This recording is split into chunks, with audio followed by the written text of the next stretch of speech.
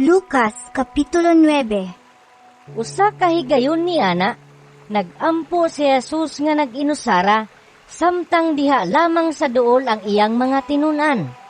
Unya, nangutana siya kanila. Kinsa man kuno ako, sumala sa sulti sa mga tao. Nanubag sila. Nag-ingon ang uban nga ikaw mao si Juan nga magbubunyag. Nag-ingon usab ang uban nga ikaw mao si Elias, samtang ang uban pagayon nag-ingon nga ikaw usa sa mga propeta kaniadto nga nabanhaw. Apan kamo, unsa may inyong ikasulti?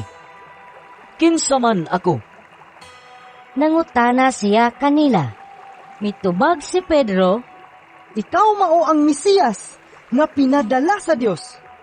Apan gipasidan-an sila ni Jesus nga dili gayud manugilo niini kang bisan kinsa. Ug miingon siya, Ang anak sa tao, kinahanglan nga mag-antos pag-ayo, ug isalikway sa mga pangulo sa mga Hudiyo, sa mga kadagkuan sa mga pari, ug sa mga magtutudlo sa balaod. Patyon siya, ug banhawon sa ikatulo ka adlaw.